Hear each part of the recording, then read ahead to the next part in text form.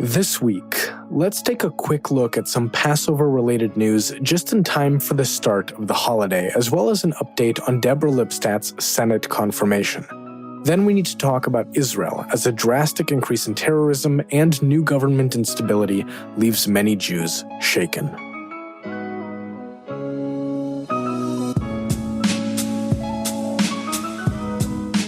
I'm Lev Gringaus, and welcome to The Jews Are Tired, your podcast about Jewish news.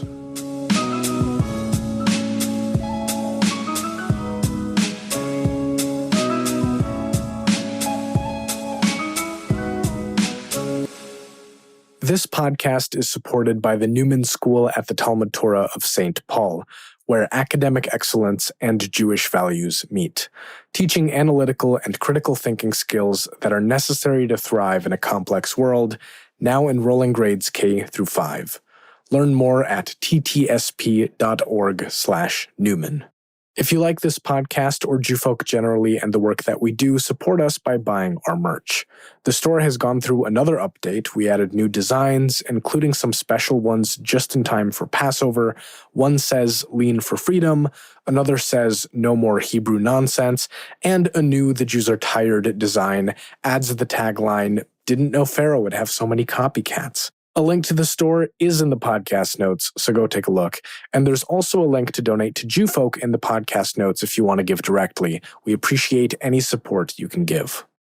Also, as this podcast goes back to more sort of usual coverage, I'm definitely not forgetting that Russia's war in Ukraine is still happening, and I don't want anyone else to forget either. So I will remind you that on the day this podcast is published, it is day 50 of Russia's war crimes. If you want to learn more about what's going on, there's a link to the Kyiv Independent, Ukraine's leading English-language news site, in the podcast notes. Okay, let's touch on the quicker bits of news for this episode. First of all, an update on episode 70 of this podcast from February. Dr. Deborah Lipstadt, the renowned Holocaust and anti-Semitism scholar, was unanimously confirmed to the position of anti-Semitism monitor by the United States Senate on March 30th. Her confirmation had been held up for over half a year by Republicans who were annoyed that Lipstadt had called some of them out for, shall we say, using white nationalist language. They only stopped obstructing the process after the Texas synagogue hostage crisis in January. So there you go. Congratulations to Dr. Lipstadt and to American Jews for finally having an anti-Semitism monitor. Next, Passover starts tomorrow night as this podcast comes out on a Thursday morning. Chag Pesach Sameach, happy Passover everyone, and there are some interesting Pesach economics we're dealing with this year. Thanks to supply chain issues, namely shipping shortages, but also the rising cost of gas and labor, everyone's favorite holy cracker, which is sometimes more of a soft pita, matzah, is rising in price, but not rising in... I'm not even going to try and make that joke. Anyway, it's becoming a little more difficult to find also in the US. That's particularly true of shmura matzah, the specialty handmade matzah that many more observant Jews like to use, versus machine-made matzah.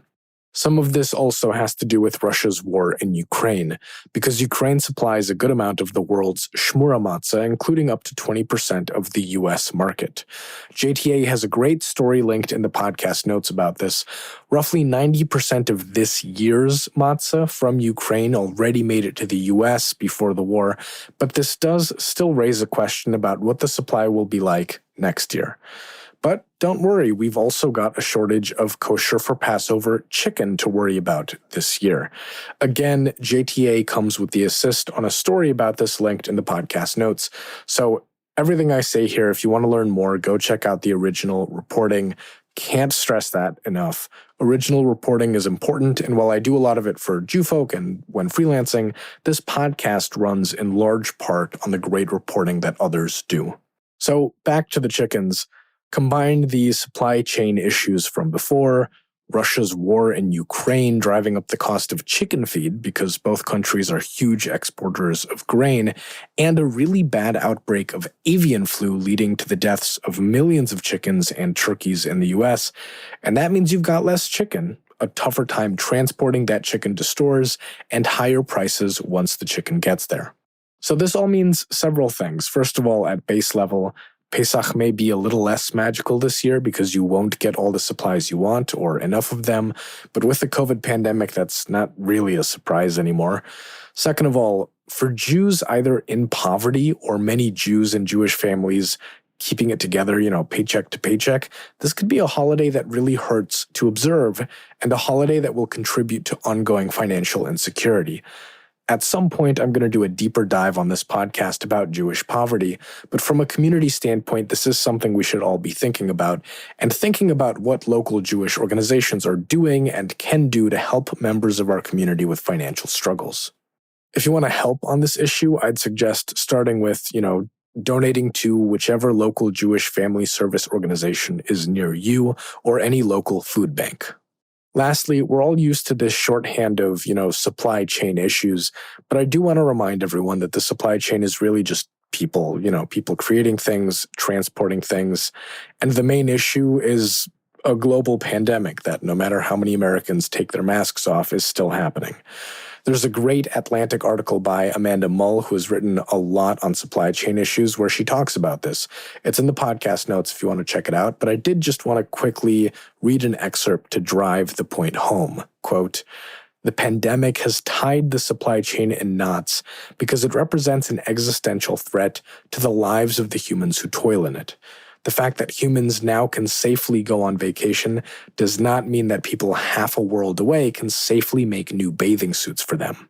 End quote. So I know most often that supply chain issues is shorthand for our inconvenience, but let's just have a little patience and gratefulness for the people doing all the work to still make and bring us our stuff, many of whom are not paid well or treated well and are doing so at personal risk during the pandemic.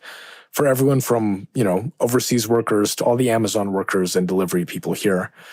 And I'm sorry if that felt a little preachy. I just didn't want to let that pass by without comment. But also, come on, we're about to celebrate Passover, a holiday about being freed from slavery and bondage. I think it's okay to spare a thought for all the people today who are overworked and mistreated. On a side note, I think I'll also do an episode at some point about Jewish labor and union politics. But anyway, let's now talk about Israel. In recent weeks, Israel has seen a drastic rise in terrorism, with 14 people killed since mid-March, more than the number of people who died of terrorism in 2020 and 2021 combined. The terrorism has ranged from a knife attack in the southern city of Beersheba, where 4 people were killed, to a shooting attack in one of Tel Aviv's busiest areas that killed 3 people. Some of the details on the attackers are a little unusual.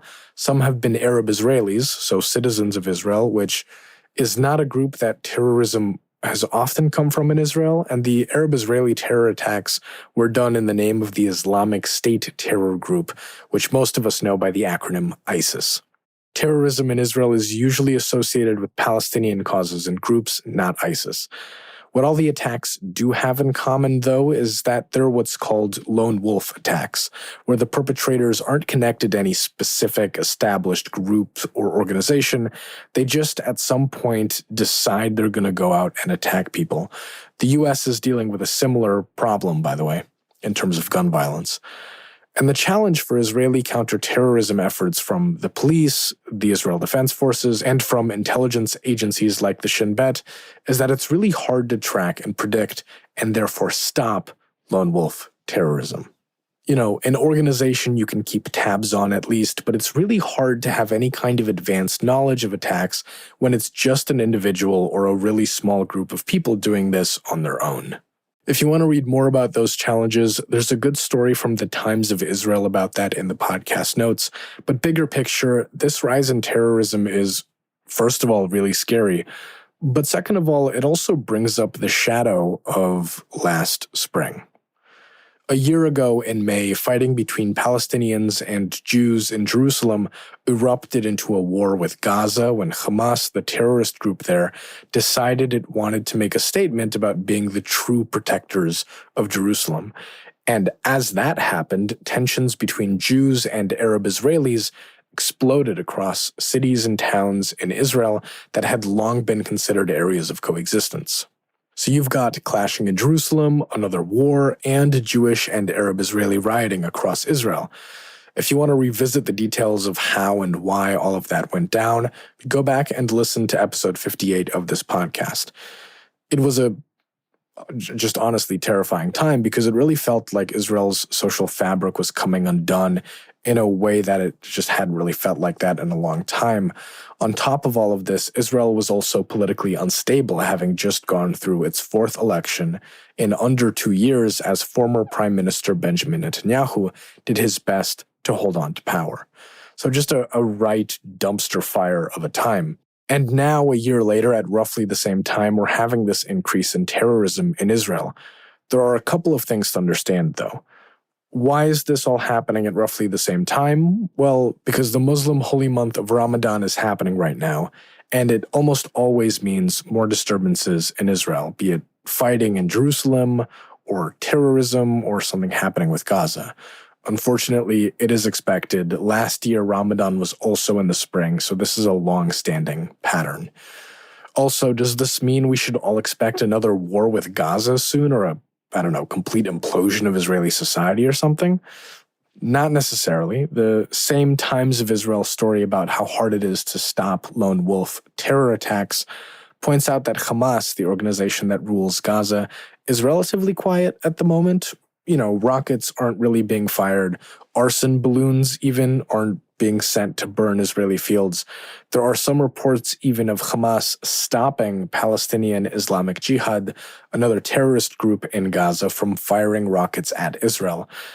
Last year during the war, Israel destroyed a lot of Hamas's infrastructure, so it's likely they want to rebuild right now and not start another war. But also, Hamas is definitely still making threats. Israel is doing more raids and arrests in the West Bank right now to try and cut down on terrorism, and Palestinians are clashing with Israeli troops over that activity. So the situation specifically in the West Bank is escalating, and Hamas is not ignoring that. Jerusalem right now is fairly quiet, but as anyone who has been in Jerusalem can say, that can obviously change on a moment's notice. So it doesn't seem like things will get much worse over the next couple of weeks, but again, relative quiet now is just not an indicator for what will actually happen. All the issues that led to last year's explosion of events are still there. Just as a quick example, one of the terror attacks this March happened in a suburb of Tel Aviv, and when journalists went there to cover the aftermath of a Palestinian shooter who killed 5 people, bystanders were chanting, "Death to Arabs." So all the cracks in civil society, all the mutual hatred we saw a year ago in Israel proper, they're not getting better. And add on top of all of this, new government instability. Last year, after 4 elections in under 2 years, a government was formed that kicked former Prime Minister Benjamin Netanyahu out of power and brought a new man, Naftali Bennett, to the position with his right-wing party. Just as a quick recap, Israel runs on a parliamentary system where the parliament is called the Knesset, and it has 120 seats. To form a government, a group of political parties has to form a coalition with 61 seats or more, meaning a Knesset majority, because it allows them to actually vote on legislation and get something done. So the new coalition formed last year is a bizarre mishmash of right-wing, centrist, left-wing, and even Arab Islamic parties. Not an easy balance to maintain, and it held together with exactly 61 Knesset seats.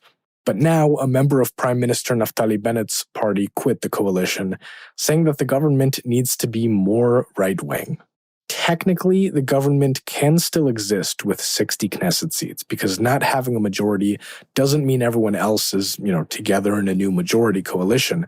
But it's a real struggle bus to have the current situation in Israel, to have more tension with Palestinians, and, by the way, ongoing normal Israeli issues that need to be dealt with, and a government that is now barely functional. Elections are probably right around the corner, so everything is kind of in wait and see mode. But while we're all looking to Israel, unfortunately, we also need to remember that whatever happens there doesn't stay there. A week ago in St. Paul, one synagogue's sign about supporting Israel was graffitied with slogans like Zionism kills and Jews for a free Palestine. By the way, it's not actually clear that the people who vandalized the sign were Jewish.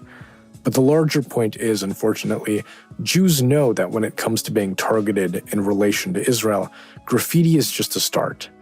Last year, during Israel's war with Gaza, anti-Semitism and anti-Semitic attacks in the US and in Europe increased. By the way, so did Islamophobia. So, I don't mean to be all doom and gloom, but this is the reality we've got, so we'll see what happens. In the meantime, we've got constipation from matzah to look forward to, and hopefully a nice time with family and some tasty matzo ball soup. However you celebrate, I hope you have a meaningful Passover and take some time to decompress from all the news that burns out the Jews. This has been this week's The Jews Are Tired podcast. I'm Lev Gringaus. Don't forget to subscribe and share, and hopefully next week the Jews will get some rest. The Jews Are Tired is a product of Jewfolk Inc. For more information, go to tcjewfolk.com or email the show at podcast@tcjewfolk.com. A link to the transcript of this episode is available in the podcast notes, along with links to any news, stories, or reports referenced for this episode.